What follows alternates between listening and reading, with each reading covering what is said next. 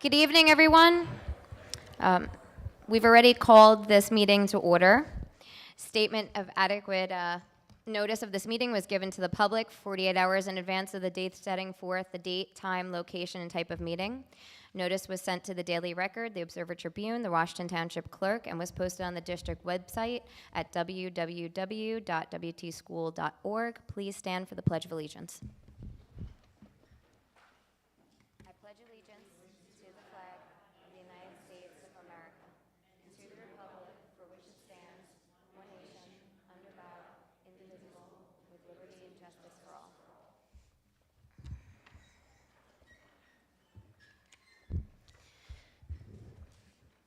Good evening, everyone, and thank you for attending tonight's meeting.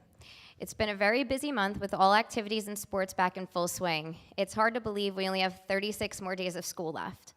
At this point, I'm sure your children are looking forward to the upcoming spring picnics, carnivals, field days, field trips, and end-of-year dances and celebrations. I'd like to thank the PTO and PTAs and parent volunteers for helping to make all these wonderful things happen in such a short time. It really is a wonderful way to close out the year. We'd also like to thank you all for your continued support and involvement in your children's education. It's both important and appreciated. And now, on to our superintendent.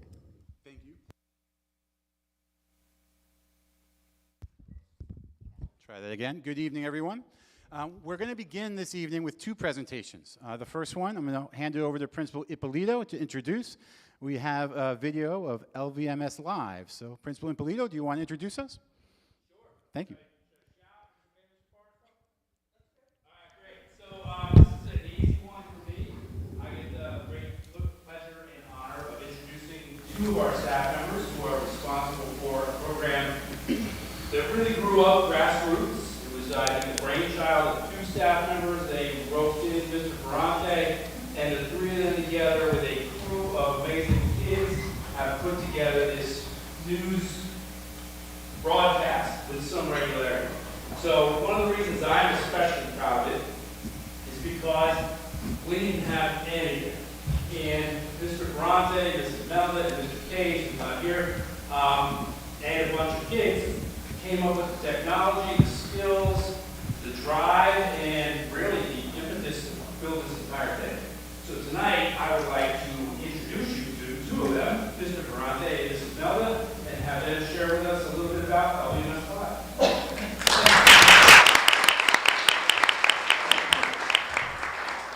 Good evening. Thank you very much for allowing us the opportunity to showcase a little bit of what we've been doing. Each week we meet for about an hour, Thursdays, and we start to plan for our show the following morning. We arrive a little bit early in the morning, we being the staff members, but about 16 of our students, and we go live. We kind of moved to a tape live version in this year, but we run a live show, we tape it, and we broadcast it when homeroom starts on Friday mornings, and most Friday mornings, and a few technology issues here and there.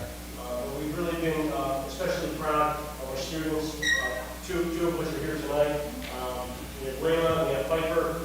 Piper's been with us from the beginning. She's now in 8th grade, but she started with us in 6th grade, and first meeting that she attended, she was shopping for LVMS Live mugs. She created a logo. She was going to get us chairs and a table, and then she had this vision in her head, and it got way past me, and the rest of my hair fell out. Layla joined us this year, and we're really excited to have her. And Piper said something to me at the beginning of the year I thought I'd share, because this was really something special. She said that she wants to back off being on the screen all the time, because she wanted to start to allow some of the other younger students the opportunity to get on screen so they can continue to carry, the LVMS Live legacy in so many places. So she said, I was really proud of that, and that will happen. So tonight we're going to share with you a broadcast we put together for last week's show, which we actually never going to go live with, but we put that show together for tonight, and it also includes some behind-the-scenes footage, because the students always watch, and the parents who watch our shows always get a chance to watch the kids that are on screen, but they don't see all of the work that's going on behind the screen. And it gives the kids an opportunity to see what pre-production is all about, what production is all about, and what post-production and the editing portion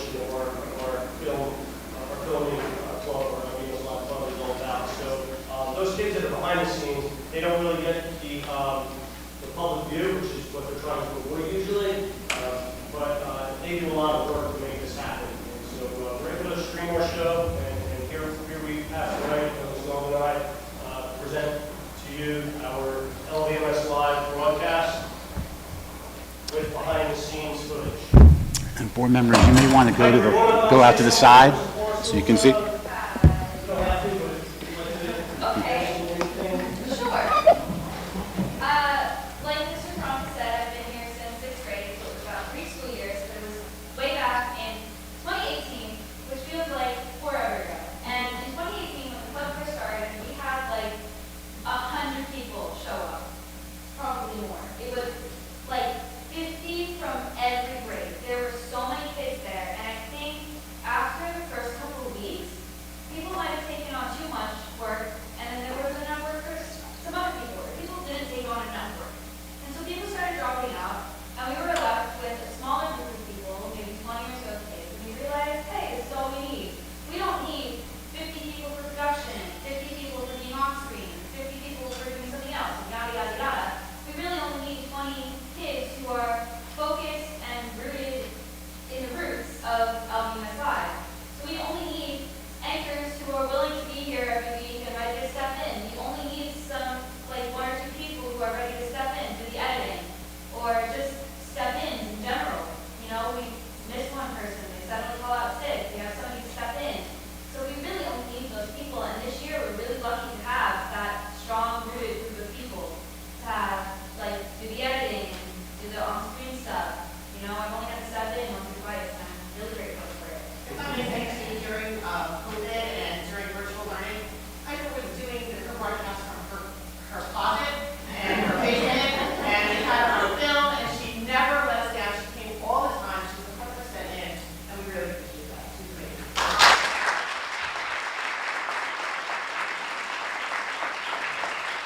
One last thing, the best part about this is we get to showcase some of the very awesome stuff that's taking place here at the middle school. You know, we come to the meetings and sometimes we're not always hearing all the great stuff that goes on. There's so much stuff happening here that's really positive, and this allows us to showcase what the students are doing, you know, some of these positive programs, the classes, the clubs, and sports and other activities. And so we've been really proud to be able to show not just what our club is doing, but what the rest of the students in the school are doing. And that's been, for me, one of the best ways to take this. So, thank you. Enjoy the show.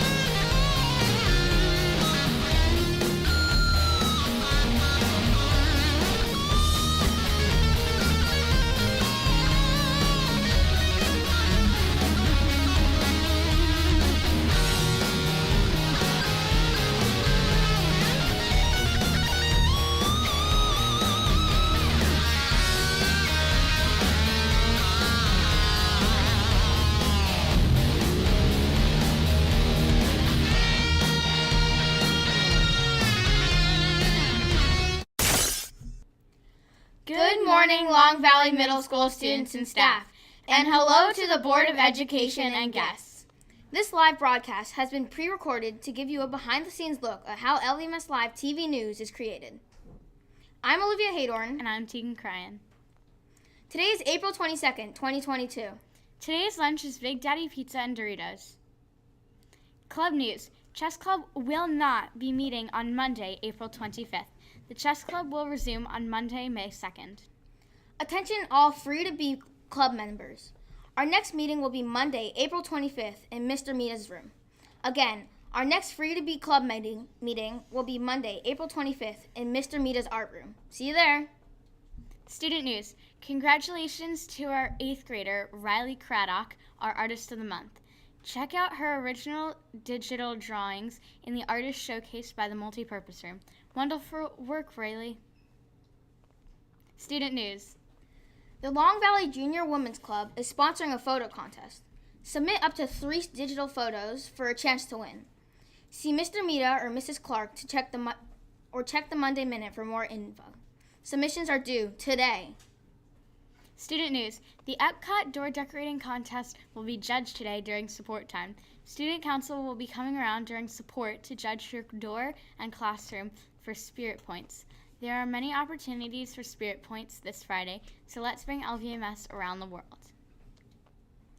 Attention 7th grade students. If you would like to apply to become an 8th grade peer leader, please complete an application and submit to the guidance office no later than Friday, May 6th. Applications are available in the guidance office or on Mrs. Wernicke's website. Now it's time for the weather with Lucia.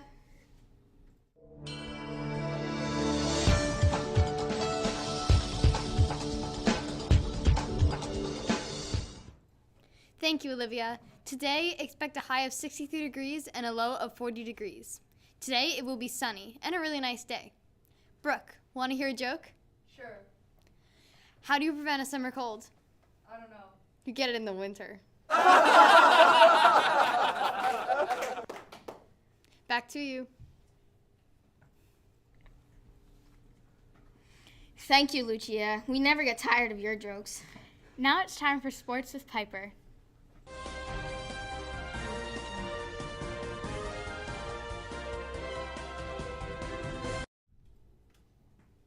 Thank you. Sports are in full swing at LVMS this spring, along with softball, baseball, and spring track. Spring track is up and running. However, there will be no track and field practice today, April 22nd. Be sure to check out the schedule of events on the LVMS webpage. I'm happy to report that the Lady Panthers softball team won their first game of the season with a home victory of 11-3 against Chester. And the Panther baseball team won its home opener with a thrilling walk-off 5-4 victory. Isaiah Fowler, Liam Costello, Brennan Dwyer, and Kelly Morgan were outstanding on the mound. Way to go, Pack! Now, back to the anchors with more live. Thanks, Piper. This week around LVMS, students were busy creating those country displays in homerooms in every grade. Live was able to send out some photographers to grab some footage of action prior to the judging today. We saw some amazing things. Please take a moment to watch the short clip.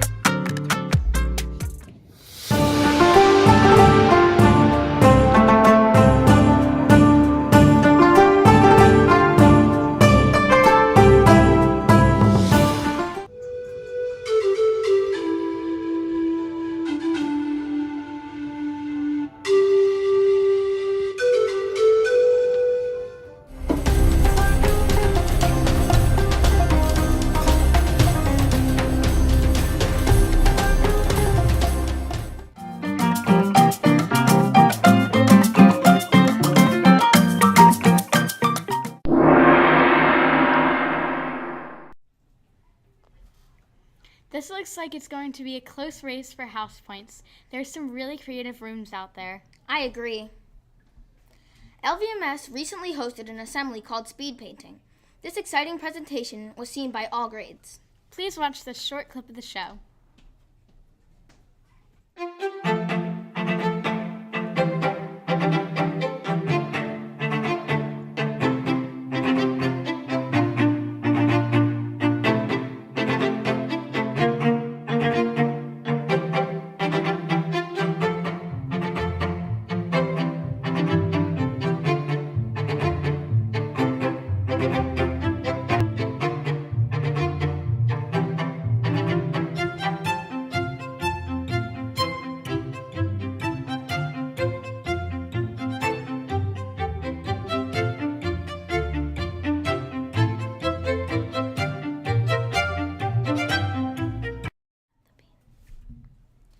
Thanks for that clip. I believe the paintings are on display in the front lobby of the school. Yes, everyone should check them out. They really are something.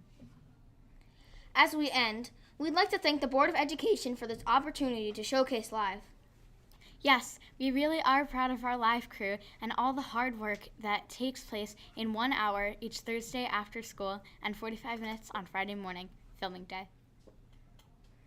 We have attached a short video of our crew at work. Enjoy!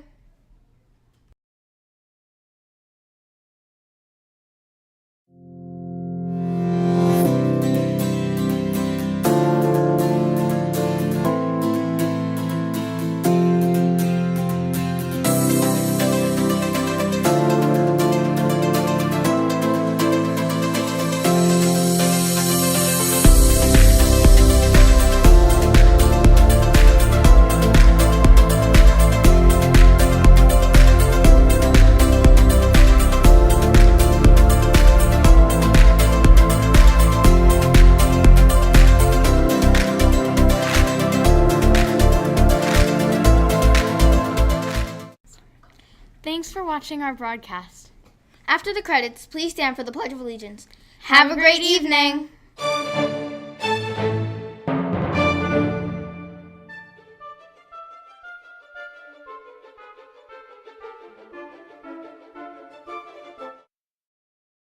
Be prouder of the work they're all doing.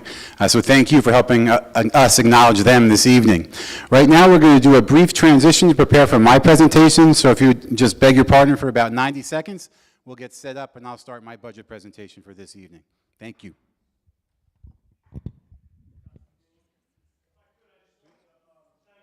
I also wanted to publicly thank the LVMS PTA. They recently funded us with a $1,000 grant, which allowed us to purchase some new studio equipment, some lights that we didn't have, and some other cables and camera equipment, so we really appreciate that. And I wanted to formally thank you very much, PTA.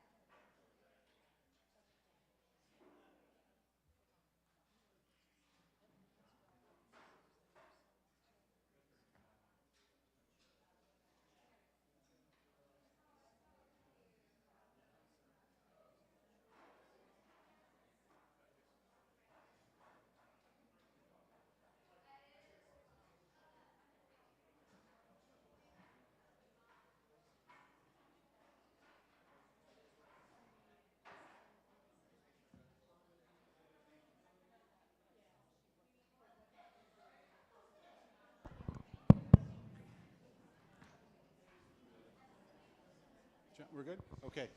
All right, everyone. Good evening once again, and welcome again to all of those who came out in person tonight, and welcome to all those who may be watching us at home. This evening is the second of 2 public presentations that we do on an annual basis to our community about our budget process. And embedded in this presentation this evening will be some repeat information from my March presentation, as well as some new information for the community. So first and foremost, when preparing any annual school budget, we always want to start with our goals. And so I'm briefly going to introduce you to our 3 goals that guided our work over the past 6 to 8 months. The reason it's important for me to highlight it's a 6 to 8 month goal cycle is because in a typical school year, you have goals that would last over an entire academic year, from the summer all the way through for 12 months. These goals were intentionally written to be achieved or show progress towards by the end of this academic year, but because of my transition date, they weren't adopted until about halfway into this school year. So let's start at the first goal. And orient yourself to this document. The actual goal statement is at the top. You then look at the drivers. Those are the things that we're looking to focus on achieving specifically, and you have a timeline and how we're measuring our progress. A couple things I'd highlight here. The very first driver we've already made significant progress on. That is bringing into the district a data warehousing vendor to help us have a sort of one-stop shop for all of our assessment data about our students. Coming out of this pandemic, it cannot be overstated the importance of our ability to monitor and assess our students' growth and progress. And so we've already begun professional development internally on a partner called Linkit, and we're preparing to roll that out more widely this September. Another driver that I just would like to focus you in on here is, you saw some of it tonight in our middle school, but second from the bottom, the idea of developing plans for integrated STEM curricular resources and a vision for district-wide STEM fairs. You saw some of that evidence in our middle school tonight. An area where we're really targeting in the upcoming school year is our elementary schools, and there are aspects on our agenda this evening that will really help us focus on building up our STEM curriculum in our elementary schools so that the students who are coming into the middle school have a great appetite for STEM and great experiences with STEM. We are also prepared, the third driver down there, to launch integrated pre-K services in the district at Cuccinella, a pre-K hub that will be launching this fall, and planning for that is well underway. Goal number 2, the focus of goal number 2 is on communication. Specifically, some of the drivers I'd highlight for you there are well under development. We are in the process of designing a new website that is also tailored to a mobile app that we expect to launch before the end of this school year, so that you'll start to get more information from our schools, from our district, through your mobile phone and on a new website. We see that as one part of a larger strategy to make sure we're doing all we can to communicate consistently with our community. District goal number 3 continues to focus on our facilities, finance, safety, and health. You'll see the first driver there about dedicated funds for investment in new technologies. We've already started to make some of those investments. I'm pleased to report that we have some new interactive panels that have already begun to be installed in some of our classrooms. They're called BenQ boards. Right now, we're in the process of installing them in all of our 5th grade classrooms, and we'll also begin to install them in some of our middle school classrooms this summer. And with our new technology coordinator, who will be starting in a couple weeks, we'll be able to provide those teachers with job-embedded professional development on those boards, literally side-by-side learning with the technology coordinator in their classrooms, not sending people out to workshops, but in their classrooms where it's really most effective. And hopefully they'll feel very supported by that. So those are the 3 goals that drove the design of the 22-23 school year budget.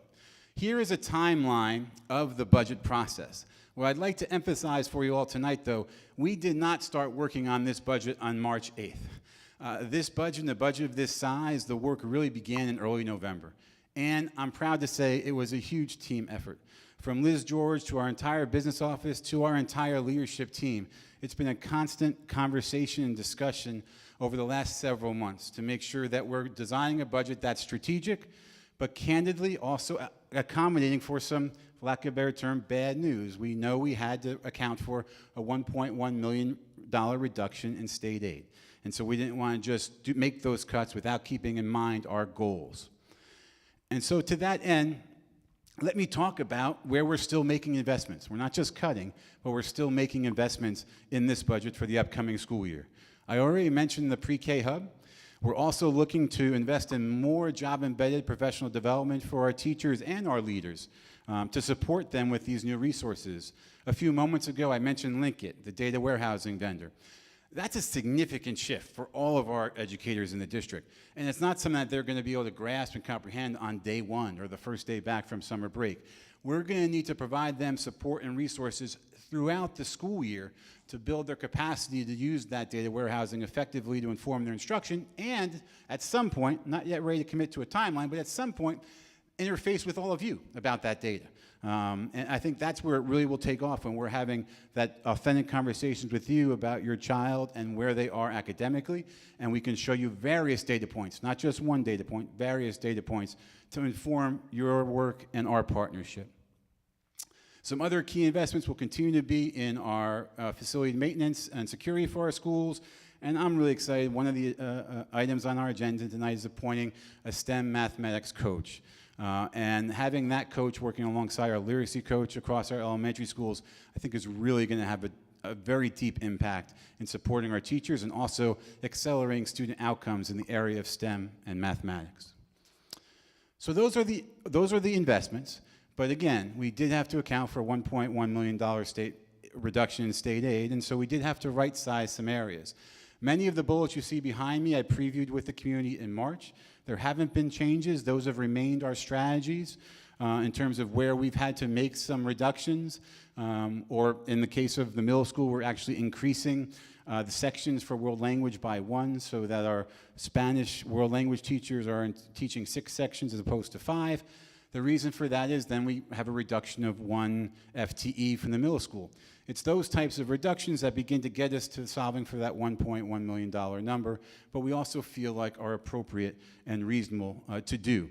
A couple others that I highlight for you here: the consolidation of media instructional services at the elementary schools. One of the themes in these right-sizing strategies, candidly, is starting in some areas to take a more sort of one district mindset approach to how we allocate our resources. Layman's term, what does that mean? And to be empathetic, what does that mean for some of our educators right now, and I think for some might be difficult to digest, is that in years past you may have been in one home, one school for your entire 5-day work week. A district of this size, at certain times, it's appropriate to ask staff to maybe work across a couple schools in different areas. So those are things that are being processed right now by some of our teachers and educators, and it's not, all change is hard. And so I hope we'll all remain empathetic to those change processes, but I feel optimistic and confident that by doing these things with support in place and by being transparent about these moves now, we can help prepare our staff to hopefully make it as painless as possible. And then the last bullet there, I'll just highlight the bottom bullet is new from compared to my March presentation. So a couple things have happened over the last 6 weeks to our financial picture for the 22-23 school year. One, we were able to identify the ability to reduce a 0.5 admin support position at our elementary school level. That creates some savings. We also, and you'll see on tonight's agenda, we have in the last 6 weeks a significant uptick in retirements. And this is obviously good news for those who are at that point in their career where they are ready to retire and have, in many cases, dedicated the better part of their career to our community. And those retirements on the financial side also bring good news with us. In totality, between the retirements and the reduction in the 0.5 admin assistant, we are able to make an adjustment to the rising second grade cohort at Cosman and have a 5th section added there going into the next school year. These are the class sizes projected across all the schools. The number to your right is not at a specific school level, but across, let's say, the whole 2nd grade or the whole 3rd grade in the district. But it gives you a general sense of where we are. Now, let me highlight kindergarten. So if we go back to my presentation in March, at that time, I want to say our projected class size was maybe 12 or 13. Well, we've had a significant uptick, appropriately so, in kindergarten registration, and they'll probably trickle in through the summer. But I think generally we can say that our kindergarten class sizes are going to be at a comfortable level come September, barring any major influx at that grade level. And then as you go across, you can see that as a district that traditionally has prioritized smaller class sizes, we're generally able to still keep that commitment across the entire district, while at the same time accounting for a $1.1 million reduction in state aid. But you can see our enrollment, generally speaking, looks to be stabilizing, and I think that's a good sign, a sign of good, healthy schools. This next few slides is new, so if you happen to have an opportunity to be part of this presentation in March, either here or at home, pay particular attention to these next few slides, because I wanted to start to orient the community to the data that we're looking at and that we're tracking to determine, is there significant learning loss? Where are our students? And what I'm about to share with you this evening is just a very high-level overview of just a couple data points. But it's the first step towards continuing this conversation through the summer into the next school year. And in particular, I'm focusing on our current 1st graders and our current 2nd graders. Because to be candid, I think we can generally agree anxiety levels of families who had a 2nd grader or a 1st grader right now, and let's say that was your oldest child, are quite high. Those were the students who were impacted by that pandemic during their kindergarten year and so on and beyond. So We wanted to look at that group first and talking to the community about that. So let me show you what we've found. So this is an analysis of our MAP data. The MAP data is the assessment we use 3 times a year to benchmark our students and monitor their growth in math and language arts. Let me orient you to this slide up here. So if you start to the left, this is English language arts, grade 1 and then grade 2. The N equals total number of students tested in grade 1 and grade 2. It's not specific to a classroom, and it's not specific to a school. This is across our entire district. The F and the W stands for fall and winter. So again, fall and winter, and then you have average scores. So across all of our first graders in the fall of grade 1, the average MAP score was 160, and in grade 2 it was 178. You can then see there is growth there between the fall and the winter. It's a good thing. You go a little deeper, you can see in total, grades 1 and 2, 89% of our students demonstrated growth. Okay, that's a good thing. It's a general trend. We also know 11% didn't.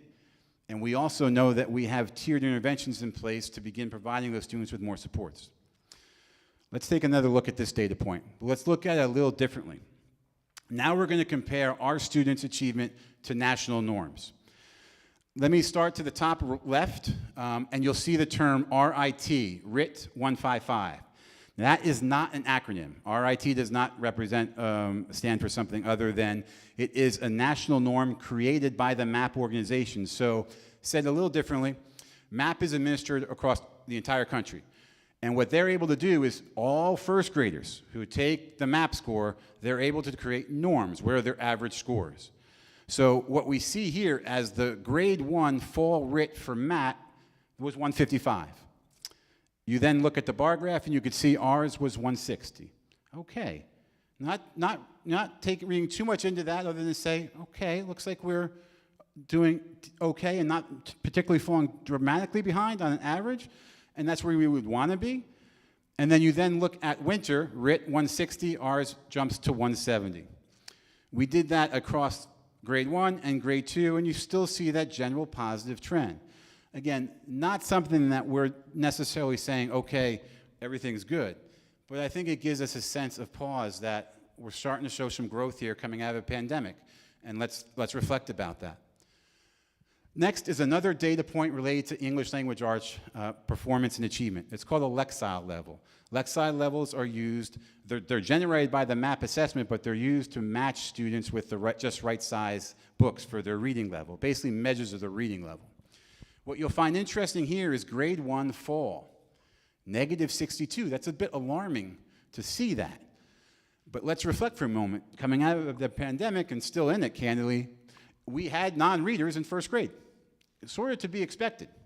But then look about where we are come the winter on that second assessment. Not only is it not negative, it jumps significantly to 105. So our students are really starting to move. And if you then look across that, you'll see the positive growth, which is similar to the other slides I showed you. And then on the second grade, you still see the growth going across the board. Again, you never want to, at least from my perspective, when you're talking about student growth and development and learning, just look at one data point. Our students are a complex story, and we need as much data points to understand their needs as possible. In reading, generally what we think this means is that our students are growing and starting to achieve grade level expectation. The next sentence is what's most critical, though, going forward. We are going to continue to use the MAP data and other data points going in. We'll have another assessment at the end of this school year, and then going into the fall, we'll have universal screening protocols in place 3 times a year to constantly check and ensure our students are growing. And that informs our intervention services as well. Let's briefly talk and touch on math grades. Again, just staying grades 1 and 2 here. Grade 1, you're going to see very similar numbers. So I won't spend as much time on these slides as I did with the language arts slides. You got your N there, very similar to the ones you saw. And you see the similar trends from fall to winter. We're seeing general positive growth. Let's look at the RIT scores for math. So these are now down at the bottom. You can see grade 1, the fall RIT for the MAP assessment in math in grade 1 was 160. You can see where we're generally at 164. And then the winter's 170, we're at 173. On the other side, in grade 2, you see a similar trend where we're really just above that national norm. Not suggesting that we should be satisfied with just being above a national norm, but it's certainly better than being below it. And we expect to accelerate that going into the next school year with a lot of the investments I've talked about this evening, and we'll talk about more throughout the evening. Generally, big concept that we see from taking away of this analysis is that we see our grade 1 and grade 2 students growing and achieving, and we feel like by continuing on the road that we started and accelerating that and continuing to focus on data analysis and supporting our teachers with professional development, they're going to continue to accelerate. So I just wanted to embed this as part of our presentation tonight because that really is what matters most.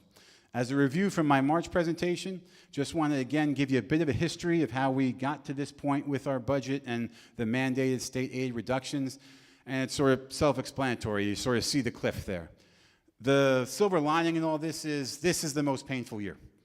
There are 2 more years after this, but they go down in the number. We always knew this was going to be the bigger number. And so it should get a little easier over the next 2 years as we continue to stabilize our financial picture. And then I thought it was helpful to just share with you all a history over, I believe it's a 10-year timeline of what the tax increases have been. You can see the variety based on different conditions in the economy and the community. And then the one that's to your far right is ours for the upcoming 22-23 school year. And that's just using a portion of the bank cap. We did not go and use all of the bank cap, but that did allow us to make some key investments too. And then just a quick overview, if you were to go into some of the weeds about comparing the proposed budget to last year's budget, you might ask, why is there a big reduction in the debt service? Last year's budget had a big one-time payment of a $4.2 million. That's not in next year's budget. But the 4.2 combined with the annual $1.4 million debt service is why you had a much larger debt service a year ago that we do not have in this upcoming year's budget. Just wanted to provide clarity there. And those are the overall numbers of the budget and where we are going into next year. Just a summary of what I shared about the 2.32% annual tax increase and where everything breaks down. So that concludes my public hearing budget presentation. And right now, I think we're going to transition back to prepare for public comment.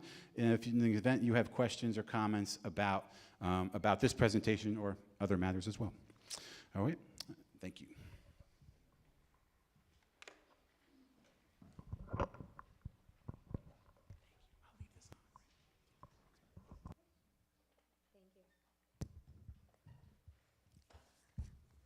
Thank you, Dr. Turnamian.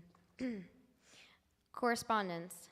Emails from A. Flanagan, J. and B. Corby, J. Wood, R. La Caruba, T. Lagos, J. Catalano, L. Hunter, T. and M. Vanko, J. Shannon, J. Coldarcy, M. Grillo, T. Walters, thank you, I. Hamill, J. Wolf, M. Rupert. Committee reports. Education. Education Committee met on April 19th. In attendance, myself, Kelly DeMayo, Stephanie Wilson, Rob Waskis, and Dr. Turnamian. Topics that we discussed: the health standards update, grades 6 through 8, updated health curriculum units on the website, PE grades 7 and 8 to be completed this summer, grades K to 5, PE is complete and on the website. Health is to be done this summer to include the updated standards. The committee discussed the standards there's still the option that you can opt out for specific lesson plans after the curriculum has been created and shared with the community. Our curriculum updates generally happen over the summer, so the K-5 health curriculum will be shared with the community in the fall, and information sessions will also be planned as needed. The committee reviewed the map data for grades 1 and 2 and will be presented during the budget hearing this evening. Update on elementary report cards. The 22-23 school year report card for grades 4 and 5 will include letter grades and standard base grades. Math Audit Project. Professor Sharon will present his recommendations and observations from the math audit to the public at the May board meeting. New BenQ interactive boards have arrived and will begin to be installed in 5th grade and middle school classrooms in the coming months.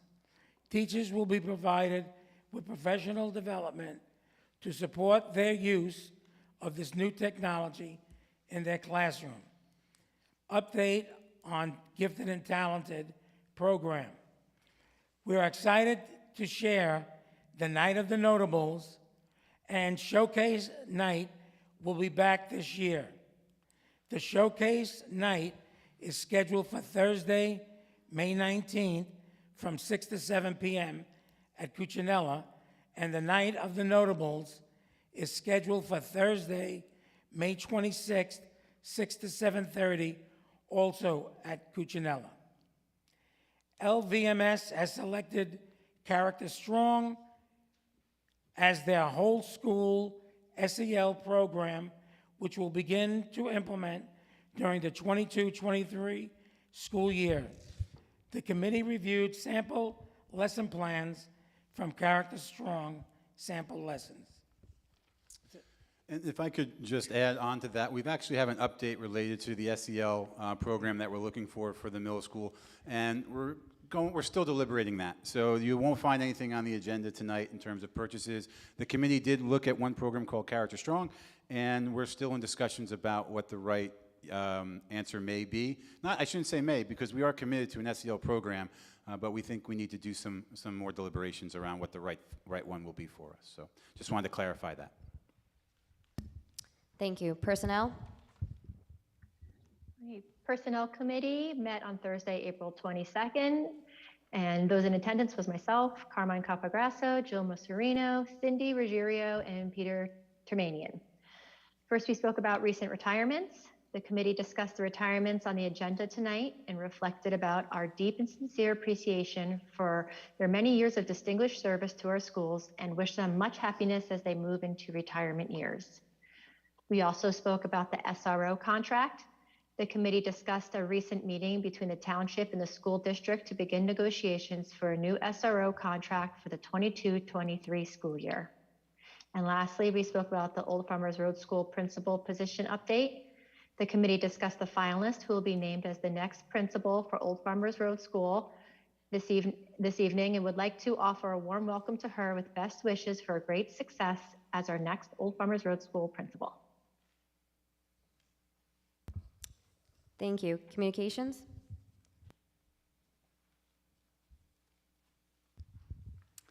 Yes, the Communications Committee met on April 19th. In attendance were myself, Stephanie Wilson, Cindy Ruggiero, Jason Kostenblatt, and Peter Turnamian. We first discussed the health standards update. Grades 6 through 8 updated health curriculum units are on the website. The PE grades 7 and 8 to be completed this summer.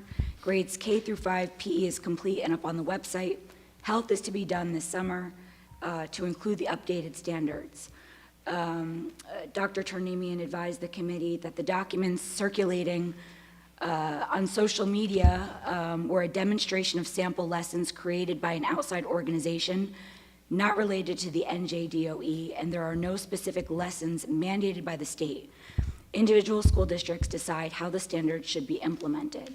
Our curriculum updates generally happen over the summer, so the K through 5 health curriculum will be shared with the community in the fall, and information sessions will also be planned as needed. We also discussed updates with regard to the website and the mobile app launch. The committee previewed samples of our new website and mobile app. The district expects to launch the new website before the end of the school year. Thank you. Thank you. At this time, we'll have public comment on agenda items only. As a reminder, you can approach the microphone, state your address, your name, and you will have 3 minutes to speak. Is there anybody that would like to make public comment on an agenda item at this time?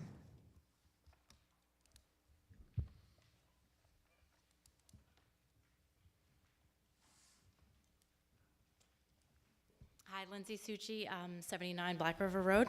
I just want to express my disappointment in the cuts made to special education. Continuity of services and providers is incredibly important to our students in special education.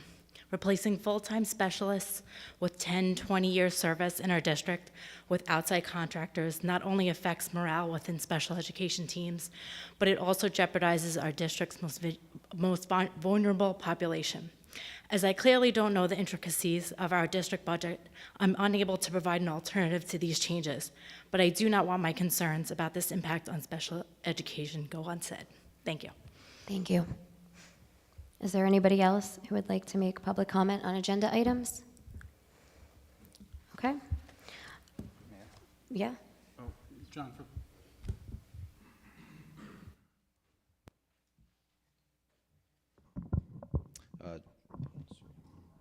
John Oldmixon, 194 Fairview Ave. I'm here once again tonight as a concerned father, New Jersey resident, and taxpayer. First year in public school, my son started kindergarten virtually in the 2021 school year. Next year was the forced masking, social distancing, and exposure guidelines in the name of health and safety. I thought our community could now focus on things like test scoring, benchmarks, and common agenda items. But yet here we are again. The bureaucrats at the state level think they know what's best for all and cannot be scrutinized. Yet again, the government overstepped their boundaries. I am referring to the LGBT and sexual health curriculum changes to the 22-23 school year. And before I go any further, I want to be clear. I believe that all families are unique. It is what makes a family a family. We should all be respectful of everyone's lifestyle choices. And I want to thank the superintendent for providing links to in his latest community update regarding this matter. I did find some of the material on the state website to be quite alarming, giving the age range of intent. Straight from the New Jersey government website, the curriculum states, by the end of second grade, the expectation is to discuss the range of ways people express their gender and how gender role stereotypes may limit behavior. It states that we have to be respectful of all, no matter how they identify. I teach my children with respect to be respectful of everyone. That's not my concern. It is teaching gender identity to a second grader part I have concerns with. Since it's very vague, I'd like to know how it's going to be taught to my son. Is it because he has a penis he can identify as a girl if he feels like it? Since an expectation for this grade is to list medically accurate names for body parts, including the genitals, that's what it sounds like to me. I say the following with absolutely no disrespect for our teachers. They have all been incredible. But my son was essentially robbed of his kindergarten year and some of this year due to COVID protocols. Do we really need to be confusing our children about this stuff at such a young and vulnerable time? My first grader is still trying to make up for lost time with reading, writing, and math. It's inappropriate at best to do this to our incoming second graders. On the state website, it says fifth graders are expected to explain romantic and sexual feelings, masturbation, and mood swings. Differentiate between sexual orientation and gender identity. Eighth graders are expected to define vaginal, oral, and anal sex. Then you may say this is just guidance from the state, and for the most part, to my knowledge, that's true. But forgive my skepticism, because outside of Murphy's executive order on masks, all other COVID rules were just guidance as well, but we followed almost all of it, and we're told to trust the experts. We should not adopt any of this curriculum as it currently stated, and if we do, I will be opting out.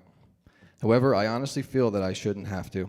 This should be an opt-in for parents who would rather have our great teachers also play the role of parent instead of talking about these sensitive issues as they see fit as a family.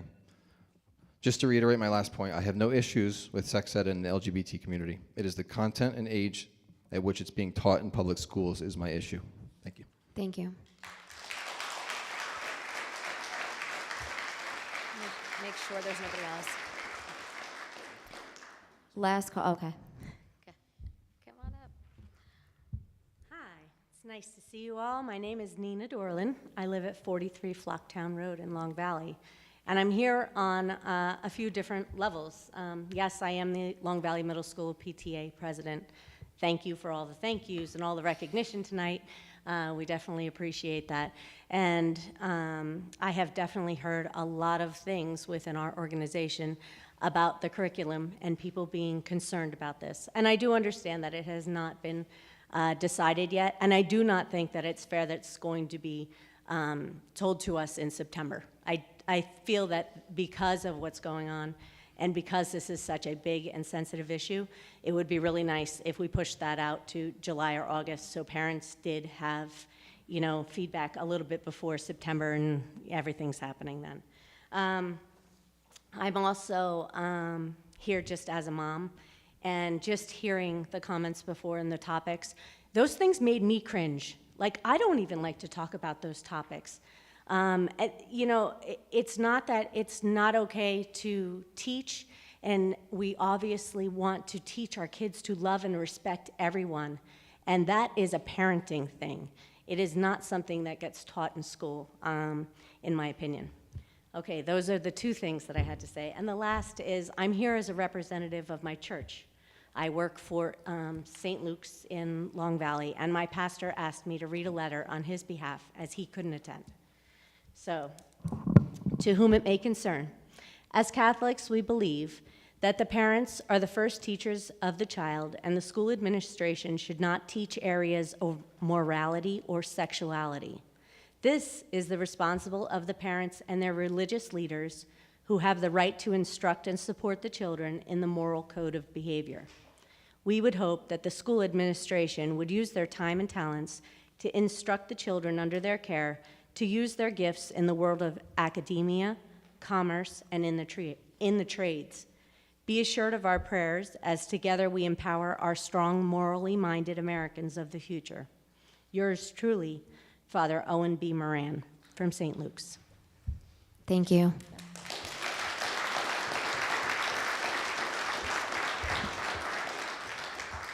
Is there anyone else? Okay.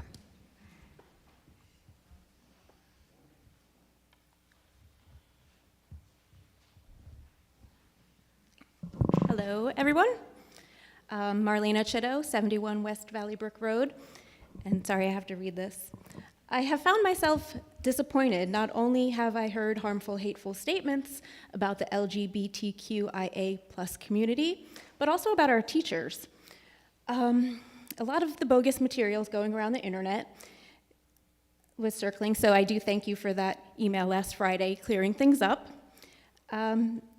Parents, I really feel like we need to let our teachers do their jobs. They're the experts in the classrooms every day with our kids. They know what our kids can handle and what they are capable of learning and understanding.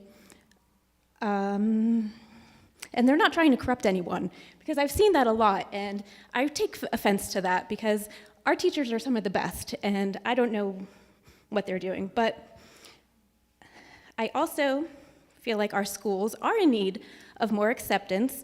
I'm definitely in support of students being able to demonstrate ways to promote dignity and respect for all people of sexual orientation, gender identity and expression, race, ethnicity, socioeconomic status, differing abilities, immigration status, family configurations, and to differentiate between gender identity and gender expression and sexual orientation. These things do come up in elementary school, they do. And there's no doubt that respect and understanding of these things should be explained and taught as it comes up. And my daughter has been through a lot of it, and she's actually doing great in the middle school right now. So thank you, Mr. Ippolito, for being so supportive of the kids. So many of us do have children in these categories and in the LGBTQIA+ community, and they have rights too. And we'll make sure that they're also respected. Thank you.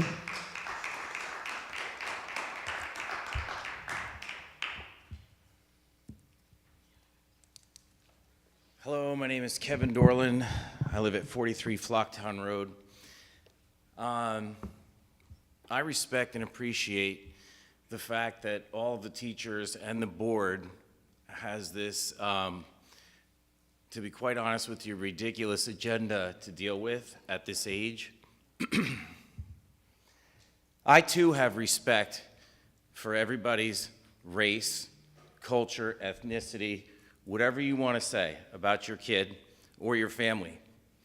but these things take place at this age, at home.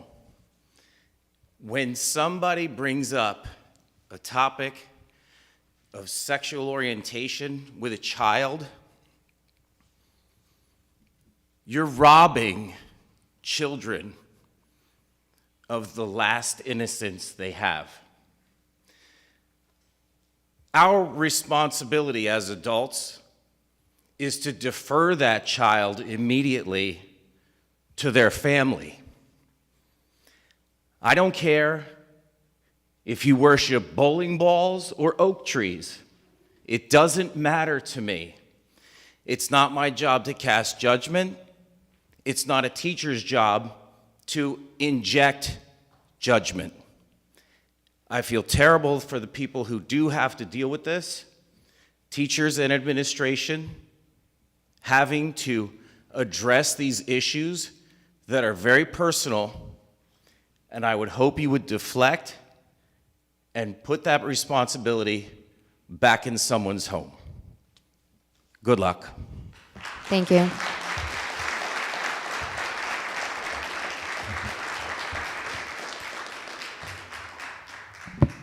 Hi, my name's Jerry Sensiper. I live at 47 Wellington Drive. I have to be honest. I have a hard time hearing people say that they respect everybody and all their differences, and they say things like you're saying. I have a hard time with that. I think it's very easy when your kid doesn't have any of these issues that they have no choice over. Do you really think a child chooses to be LGBTQ? Why would anybody choose that? Do you have any idea the courage and bravery it takes for someone to have to live their life as their true selves? As their true selves. No. I won't tolerate that. Everybody gets their 3 minutes, please. Let's be respectful. Let her just finish. Everybody. Excuse me. And that. Enough. Stop. I'm going to stop the timer, and I just want to make myself clear here. This is my meeting. This is a Board of Education meeting. This is not a town committee meeting. This is not a political platform. Everybody gets their 3 minutes. She's entitled to her 3 minutes, whether you agree or not. Please, everybody up here listens to everybody, whether we agree or not. That's how we run our meetings. So please just be respectful. That's all I'm asking. We all have our say. We all do. I don't understand why mine is different and I get attacked. And that's what's been happening for the last, 3 years? Here's a fact. Public school education. The New Jersey Department of Education presides over New Jersey public school education. In 2019, the state enacted the History and Contributions of Individuals with Disabilities and LGBTQ, and then Diversity and Inclusion statutes. These acts concerning diversity and inclusion instruction in school has been enacted by the Senate and General Assembly of the state of New Jersey. Curriculum to include instruction in diversity and inclusion beginning in the 2021-2022 school year. Each school district shall incorporate instruction on diversity and inclusion in an appropriate place in the curriculum of students in grades kindergarten through 12 as part of the district's implementation of New Jersey student learning standards. There's a whole bunch of different ones of what that is, but that is now enacted by the New Jersey State Department of Education. That is what needs to be happening. That is not going to be decided by Washington Township's Board of Education or parents. That is not what public education is. Now, if people want to disagree with that, that is fine. I'm not here to tell you which way to think. Would be ridiculously arrogant. But I have a right to publicly educate my child just as much as anybody else does.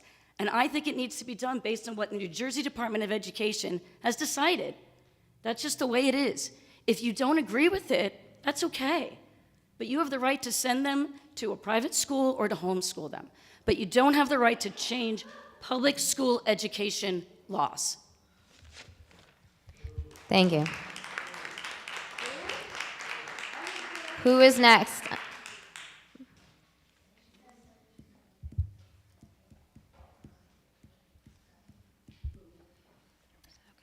Good evening. My name is Kevin Mooney. I live on One Model Court. And I do have to say that this isn't something that I thought I'd be doing, making a public statement, just because, no one really wants to do this. And, I can tell that a lot of people here, they have jobs. I'm sure all of you have jobs outside this. And, for me, if I were to come to a board meeting and I would say, well, we're going to have something planned, but it's going to come 3 months down the road and you'll find out then, I think I'd be fired on the spot. So I'm not sure how the rules work or how curriculum's made, but like you yourself, Dr. How do you pronounce your last name? Turnamian. You've been working on the budget since November. Shouldn't the curriculum have been worked on well beforehand? And that's not really, I'm not trying to make a dig or anything like that. This is my first time at a meeting, so I'm actually very shocked to hear that, especially how this is a public institution and you're using public taxpayer funds, which come from all of us. So, and just one thing, it's not that a lot of people don't want the best for our children. We all do. And I think and I'm speaking from my heart, I think a lot of us want to teach our children to treat others how we want to be treated. And we want to teach our children to live by the golden rule so that we can have a golden society as they grow up. And a lot of things are being just ripped away from children. And I feel bad for people who don't live in that world, but I think that we need to just come together and teach children just to be respectful and leave it up to the parents to instill values. So that's all I wanted to say. Thank you. Thank you.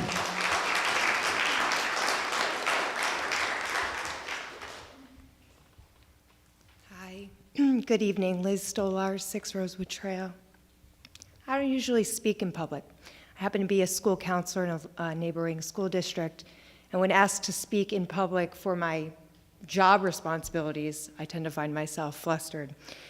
So it means a lot to have the opportunity to address you all here tonight. I did prepare a statement, but I want to quickly respond to one of the comments earlier. I happen to be a school counselor, as I mentioned, in a public school setting, have dedicated my career to mental health and school counseling services. Not every child has a home with which to return to at the end of a school day that is a safe environment and one that will respect who that individual is. And so I admire the educators of this community and all of the educators who've dedicated themselves to providing safe, nurturing spaces for kids. I wanted to stand up to show my support of a curriculum that places an emphasis on equity, inclusivity, and diverse perspectives. I want to thank the educators of this school district for their dedication, professionalism, and fortitude. I've been appalled by the spread of dangerous rhetoric and misinformation over various local social media outlets in recent weeks and months related to public education initiatives. The very suggestion of some of the members of this community to suppress academic materials and topics, in my opinion, directly goes against the mission of public education, which I believe is to enable students to become well-rounded individuals, focusing on the whole child and not just the mastery of academic content. I'm continually appreciative of Dr. Turnamian's, just want to take my time with that, timely communications presenting accurate information to the community. I personally have the utmost trust that our staff and faculty, administration, and superintendent will continue to develop and implement curriculum guidelines that help all students grow their intelligence by developing habits of deep thinking, provoking critical thought, and that foster safe and compassionate environments within which to discuss sensitive yet critical topics and allow those to be examined deeply, again with the support and nurturing of the utmost professionals. Having experience working in this field alongside many of you, we are scrutinized. I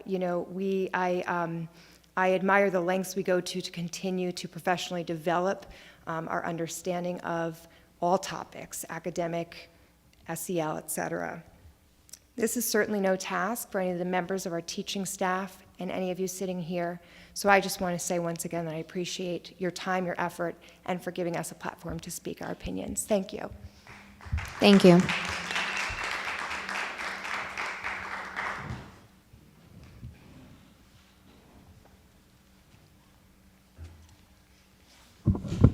Hello, Armand Chapkovsky, 6 Allison Court.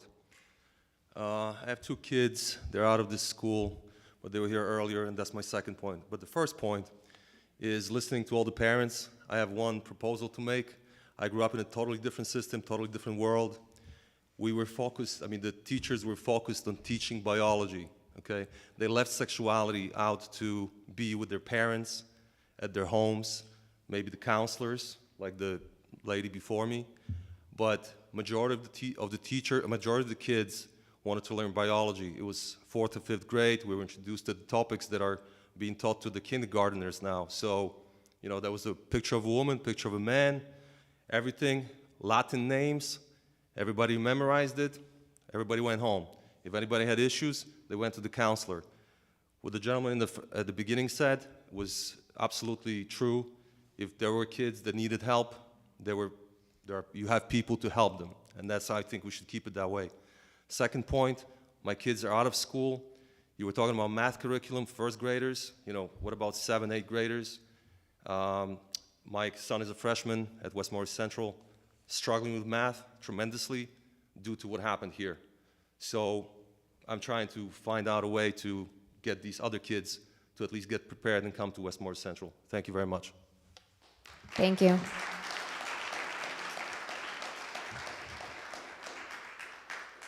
Is there anyone else who would like to comment on the agenda items only for tonight? Okay, I'm going to turn it over to you. Okay, consistent with prior meetings where I've made the commitment to respond to public comment. Once we close public comment, I want to make sure I live up to that commitment this evening. I'd like to start with, I believe it was the first public comment where questions were raised related to cuts to some of our special services. I do want to assure the community that any adjustments in our budget are not projecting any reduction in services or quality. We're actually not bringing on new contracted services. It's just a reallocation of current contracted services in some areas. So I did want to start where we began tonight. Then for the variety of other comments that came through related to concerns about health standards and not yet written health curriculum updates for the fall. A couple updates for the community that I think has kind of gotten lost the last week to 10 days, just in general communication from the state. Those standards are now actually officially under review. So there still may be adjustments made to the standards. So one of the reasons we haven't yet moved forward with revisions to a K-5 health curriculum is now they're actually under review. And to the comment from the gentleman asking questions about how curriculum is done, typically curriculum is updated, revised, or written in the summer months because during the school year, the plane's in the air and we're teaching. So you don't usually make significant changes or updates to your curriculum during the school year. And we are preparing to have the resources in place this summer to make revisions as needed. To the comment or recommendation about more updates earlier than September, point well taken. I can certainly pledge to provide that transparency and regular updates during the summer month based on what we're learning and what we're seeing. And per my community update, I'll again reiterate our commitment to full transparency with any lesson plans that are written so families have the ultimate decision about whether to opt out or not from a specific lesson plan. We will be that detailed if needed. To those several comments from community members who offered your support and appreciation for our teachers and school leaders, I thank you. I echo that this evening and just ask us all if we could reflect on where our educators have been these last 10 months and what they have been through themselves coming right out of a pandemic and working to not only fully reopen our schools, but bring back all of our activities. Their commitment to your children in our community has never been stronger. So I hope we can all take a moment to appreciate them as well. As you hopefully know, next week is Teacher Appreciation Week, so if you haven't yet written an email that you've wanted to write, next week would be a great time. And then, if I could just share one reflection, and it is just a reflection for your consideration. If you think about where we started tonight, at the beginning of our meeting with our LVMS Minute Live, you heard some great information from our teachers and some of our great students here at the middle school. And let's keep them our focus as we go through these next few months. We got through the pandemic together, and we'll get through this together by keeping our core values forefront. And my commitment to you all is open, honest communication and responsiveness through all of that. So thank you. Thank you. Approval of minutes. I'd like a motion to approve the March 15, 2022 regular meeting minutes. So moved. Second. Any comments? I need to abstain. I was not at the last meeting. Okay. All in favor? Aye. Opposed? And we have one abstention. It is hereby moved upon recommendation of the superintendent that the Board of Education approve the following: education. Education would like to move items 1 through 5 with the exception of the case discussed in executive session. For number 5, right? Motion? That was. Second? Second. Okay, comment? Yeah. And if I would just then add during the comment section, the reporting currently to the board that there were currently, since the last board meeting, 9 HIV cases reported, 6 unfounded, and 3 were founded. Okay. Roll call?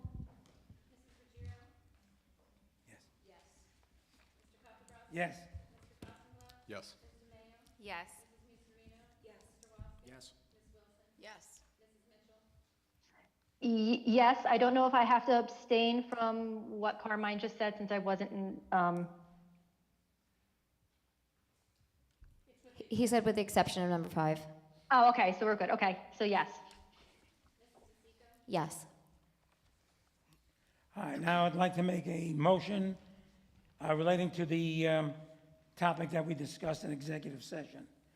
Be it resolved that the Washington Township Board of Education, hereinafter referred to as the board, hereby rejects the superintendent's decision in an HIB investigation, which was the subject of an appeal hearing before the board on April 26, 2022, and directs the board secretary to transmit a copy of the board's decision to the affected students' parents forthwith.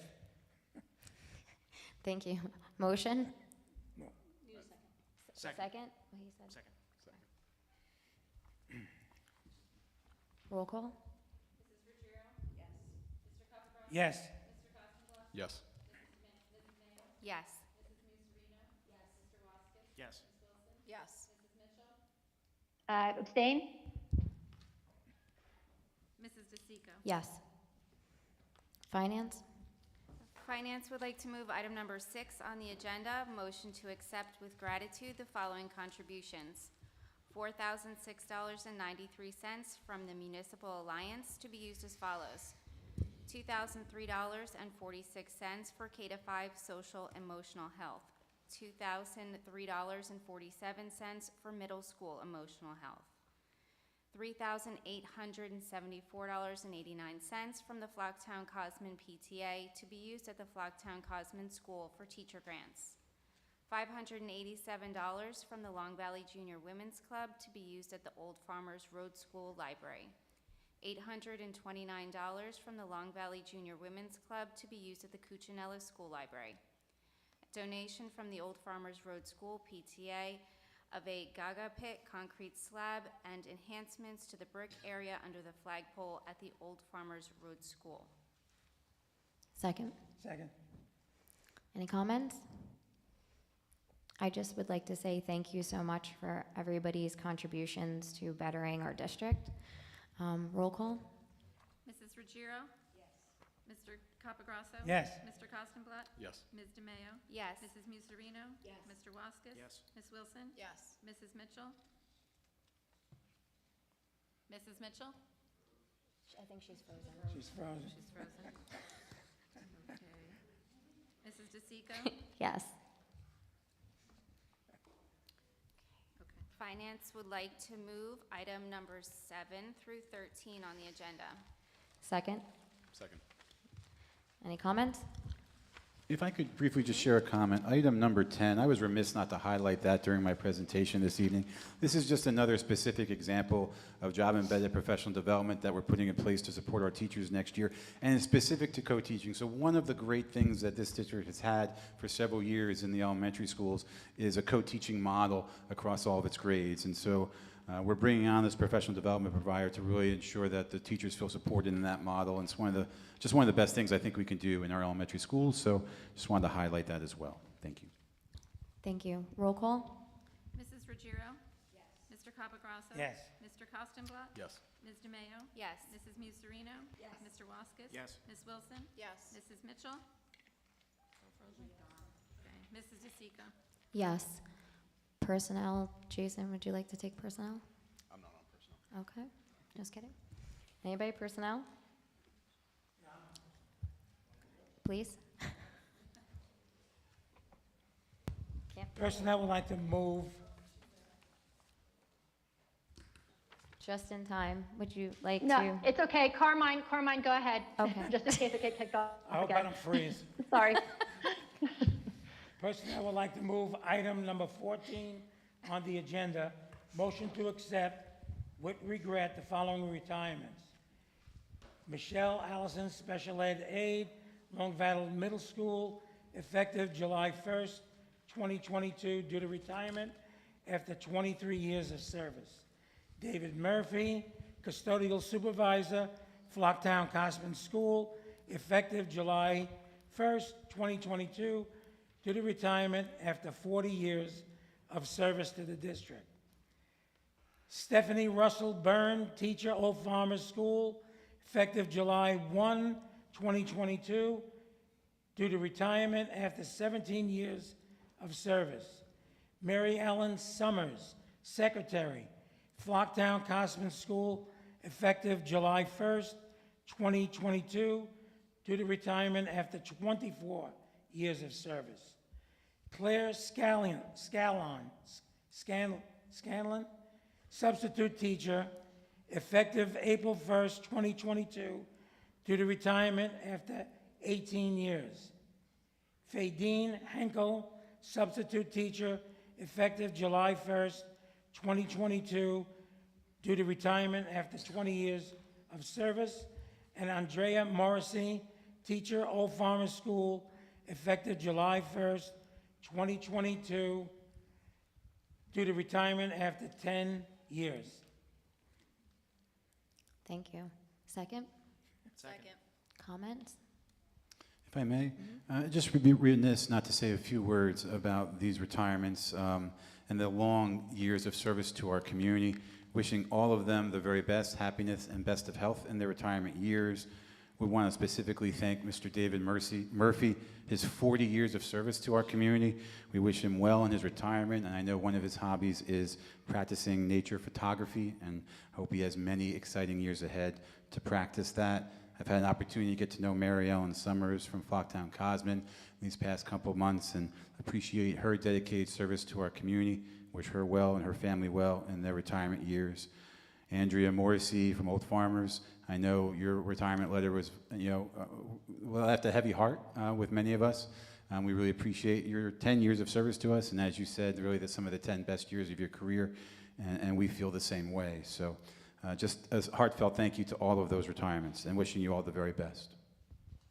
Thank you. Education would like to move. What, roll call on that item? That's okay. Roll call? Mrs. Ruggiero? Yes. Mr. Capagrosso? Yes. Mr. Kostenblatt? Yes. Ms. DeMayo? Yes. Mrs. Muserino? Yes. Mr. Waskis? Yes. Ms. Wilson? Yes. Mrs. Mitchell? Yes. Mrs. DeSico? Yes. Go ahead, Carmine. All right, personnel would like to move items 15 through 26. Okay. Second? Second. Comments? After the vote?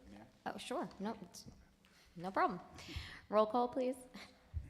Mrs. Ruggiero? Yes. Mr. Capagrosso? Yes. Mr. Kostenblatt? Yes. Ms. DeMayo? Yes. Mrs. Muserino? Yes. Mr. Waskis? Yes. Ms. Wilson? Yes. Mrs. Mitchell? Yes. Mrs. DeSico? Yes.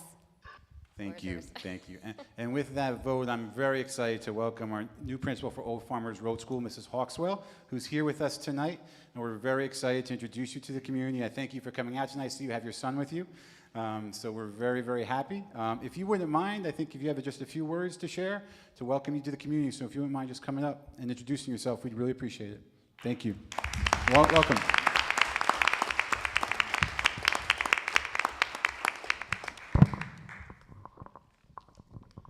Well, I just wanted to say, thank you. I'm very honored to accept the position of principal at Old Farmers Road School.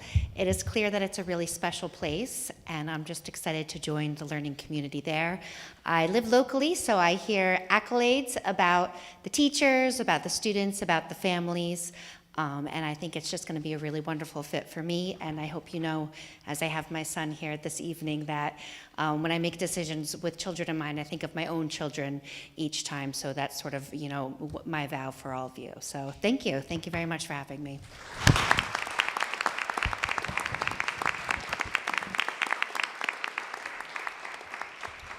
Thank you so much and welcome. Okay, policy. Motion to read for the second time and approve the following policies. Would you like to go through them? Yep. Sorry, I need the glasses now. So just for the policies up for first read tonight, policy 2422, comprehensive health and physical education, revised. This was due to 6 new statutes addressing issues to be included in the school district's curriculum as required by New Jersey Student Learning Standards. The title of the revised policy guide has been updated from health and physical education to comprehensive health and physical education to reflect the change in the updated statutes. You're reading, she said you're reading the wrong one. I'm sorry? She said you're reading the wrong 27. We're on the first read. That's what I'm on, am I not? 32, 30, right? Should we just do the first read first? The first set is up for adoption. Yeah, I'm on 28, correct? No, 28 is, we're on 27 first. So 27 are up for second read, correct? Yeah. Okay, so past practice has been I don't report out twice on policies. I've just read out on policies for first read. Oh. We didn't bring 27 to conclusion with the vote yet. We didn't vote. Oh, Okay. I'm I sorry. thought we were just, no, I thought he was just going to go through them and say what they were. Just do a second? So we need a motion and a second. Okay. Thank you. Second. Perfect. Roll call. Thank you. Mrs. Ruggiero? Yes. Mr. Capagrosso? Mr. Kostenblatt? Yes. Ms. DeMayo? Yes. Mrs. Muserino? Yes. Mr. Waskis? Yes. Ms. Wilson? Yes. Mrs. Mitchell? Yes. Mrs. DeSico? Yes. Okay, get ready. Motion to read for the first time the following policies. Move. Second. We don't need a second. There, just for the first read? That's it. Yes, okay, great, thank you. So these again are just policies up for first read. This is a quick summary of the ones up for first read. Policy 2467, surrogate parents and resource family parents, revised. The revision for this policy mainly focuses on just terminology updates, including replacement of foster parent with resource family parent. Those revisions and several other minor language changes in the administrative code section have been incorporated. Policy 51111, eligibility of resident, non-resident students. The statutory language added to policy guide addresses residency criteria for a student residing outside the district to be allowed to continue attending school in the district. The law also provides that if the student continues to attend school in the district while living outside the district for more than 1 year, the state will assume fiscal responsibility for tuition costs. Policy 5116, education of homeless children. This policy was recently revised and now requires districts to annually report to the Office of Homelessness Prevention in the Department of Community Affairs an accounting of each instance in which the district is made aware that a student enrolled in the district because the student's parent moved from one district to another district as a result of being homeless. And then policy 8540, school nutrition programs. Policy guide 8540 addresses requirements for all school nutrition programs of the New Jersey Department of Agriculture, including the National School Lunch Program, the School Breakfast Program, and the After School Snack Program, and the Special Milk Program.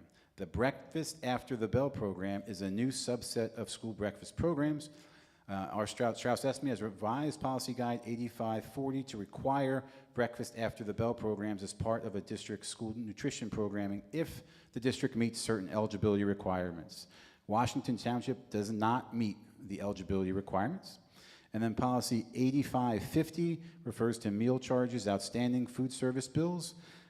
The new policy, the amended statute, prohibits a school district from taking certain actions in response to a student's school meal bill being in arrears, and the amended statute requires a school district to take certain actions if a student owes money for the equivalent of 5 or more school meals. These required actions include, but are not limited to, a determination by the school district to assess if the student is eligible for free or reduced school meal, school district assistance to the parent in completing the school lunch application, and a school district determination if there are household issues causing the situation. Policy 5114, children displaced by domestic violence. After review, Strauss-Esme has determined after the most recent revision in Policy Guide 511 in this Policy Alert 224 that Policy Guide 5114 is no longer necessary and therefore is up to be abolished. And then lastly, Policy 8010, religious holidays. This policy is also up to be abolished this evening. It does not mean we are abolishing religious holidays. It is just to acknowledge that religious holidays are no longer required as a legal requirement in Policy Guide 8010. They are now addressed in Policy Guide 2270. And with that, those are all of my comments on the policies this evening. Thank you. Any unfinished business? New business? Yes. Hi, for those of you who don't know me, my name is Stephanie Wilson. I was a school-based therapist for about 7 years before I moved to outpatient therapy.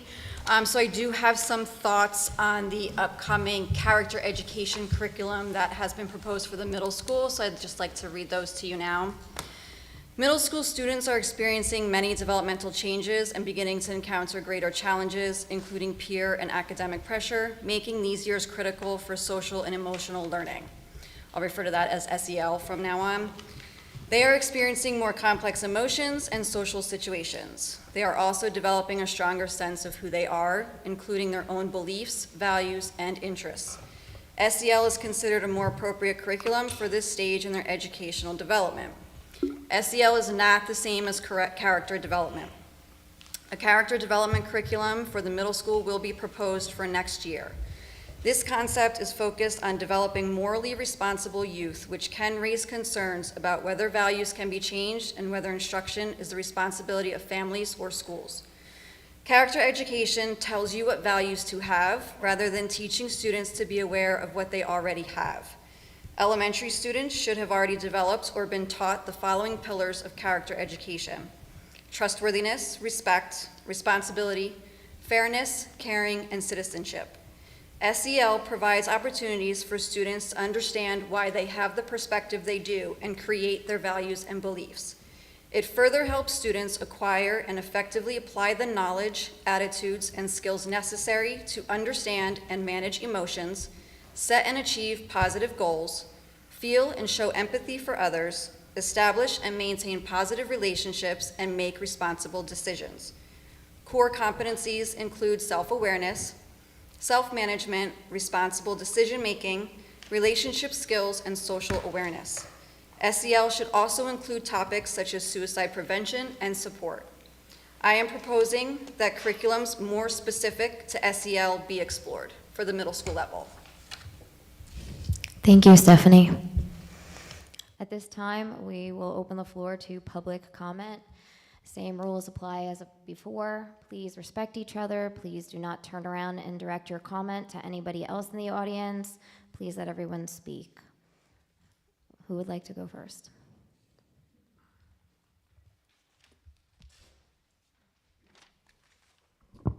John Oldmixon, 194 Fairview. This is short. I just wanted to, again, congratulate Principal Chula and wish him the best of luck. And if I may turn around and congratulate Principal Hawkswell for being the new principal for Old Farmers Road School. And I also wanted to wish the best of luck to Mrs. Morrissey. She's actually my son's first grade teacher right now. I'm just learning about her retirement tonight. And she's a great teacher. I don't think my son would be where he is today. He was really behind coming from kindergarten into first grade. She's a wonderful teacher. Between her and my son's reading aide, Mrs. Cook, he's every day, or I'm sorry, every week we get an email from his aide about his development in reading. So I just wanted to say congratulations to her as well, and that she'll be missed. Thanks. Thank you. Anyone else? Hi, my name is Caroline Strasberg. I live at 57 Old Farmers Road. I'm the neighbor right next door. My dog might run over there. Just give me a call. And so I have a couple things to say. I mean, I'm so happy and proud to be part of this community. And my experience with my kids in 2nd and 8th grade has been great every single year. And all the teachers make such a great effort. And I just wanted to bring to the board's attention an experience I recently had where my 8th grade daughter watched not 1, not 2, not 3, but 4 full-length movies in social studies class. And when I brought it to the attention of the teacher that this isn't really what I've come to expect from my kids' education, they said that the district policy was any movie that's PG-13 was able to be shown in the classroom. Slow down. Anyway, and so I just wanted to clarify with the board if this was actually true, if we had guidance at the level of the Department of Education or the Board of Education around what the policies are around showing movies in classrooms and guidance for the teachers. And so I brought it up with different administrators, but I just felt like as a community to create a kind of clarity on what our mission statement is around education and the role of films in the classroom. So I just wanted to bring that up. Thank you. Thank you.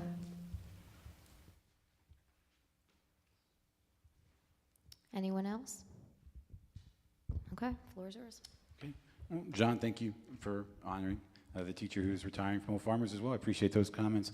I can speak generally about the approach to video in the classroom and what my expectations would be, and also make a commitment to investigate. And I can certainly share with you, I would find it alarming if our students were experiencing 4 full-length movies uninterrupted as part of a curriculum in any of our grade levels. And so I do believe that video can be an effective tool of instruction if it's used in brevity and followed up with additional questioning and activities.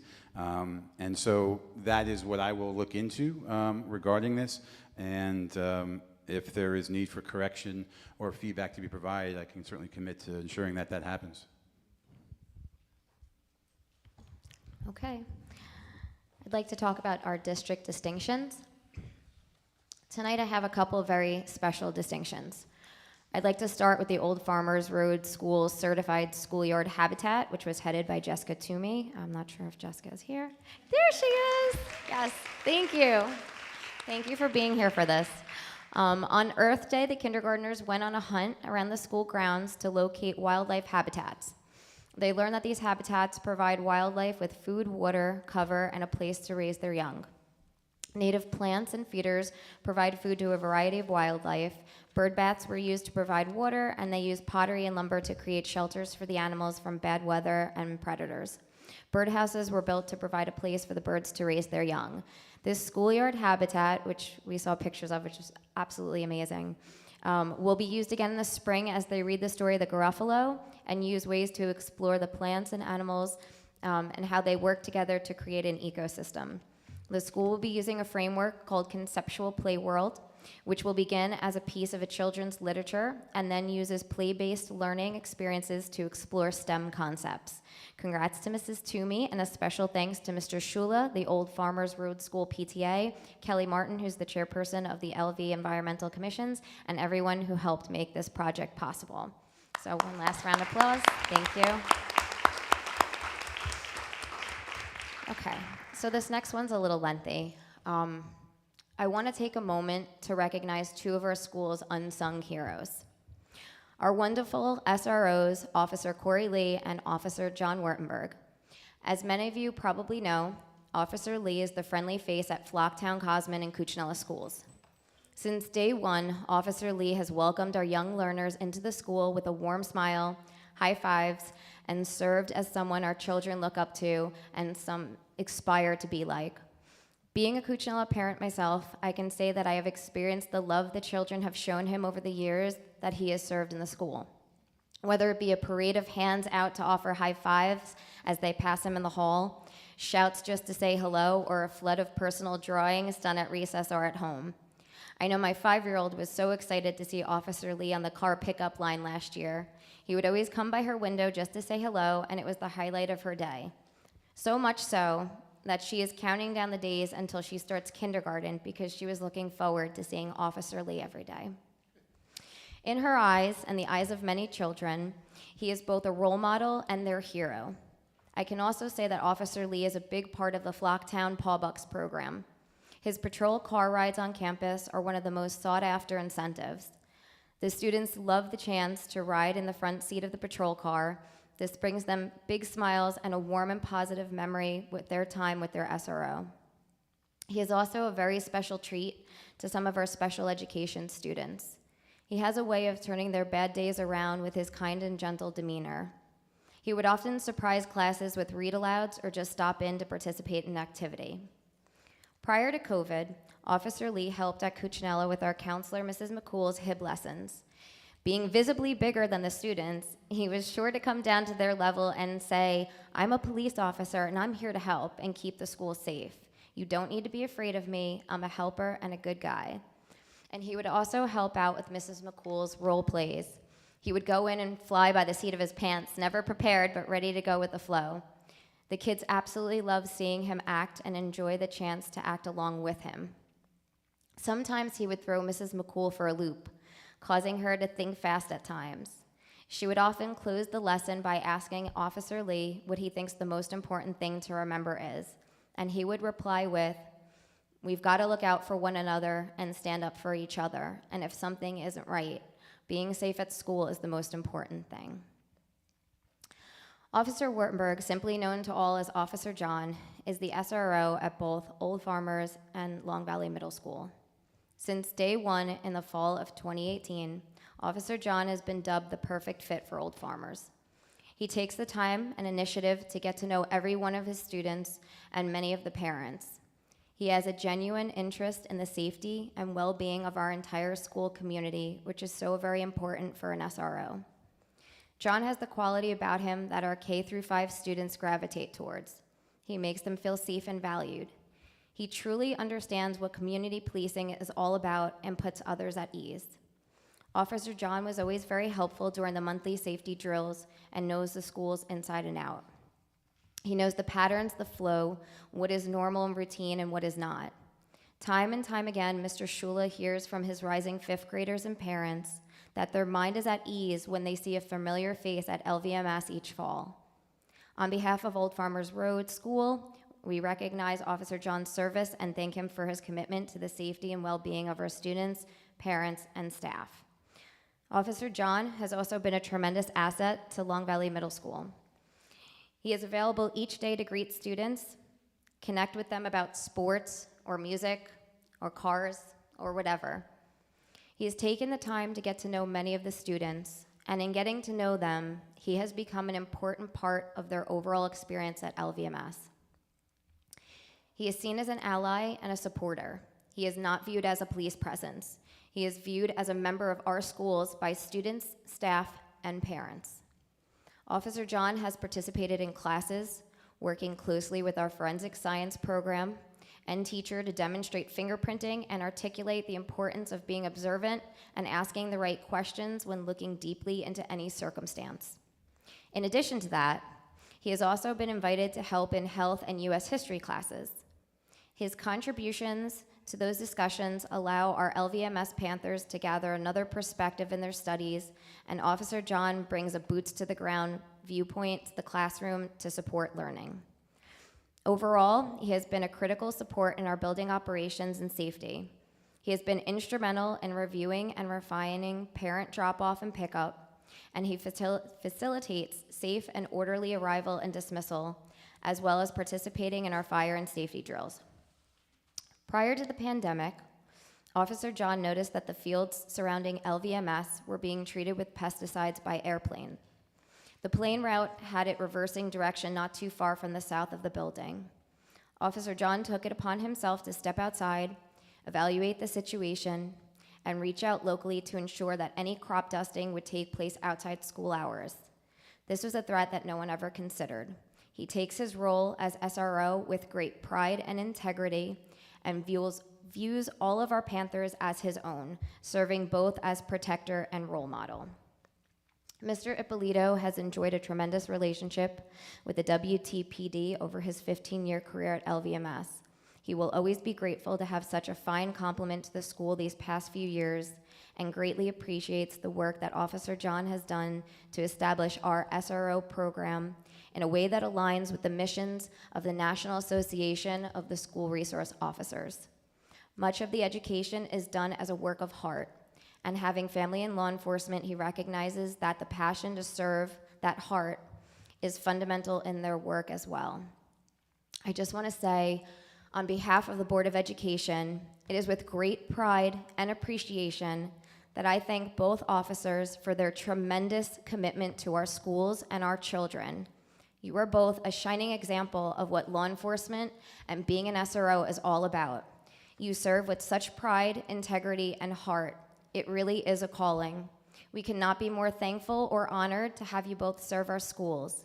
You have set the bar very high and found a solid place in the hearts of everyone in the district, leaving enormous shoes to fill. So thank you all so very much for what you have done for our schools and for our kids.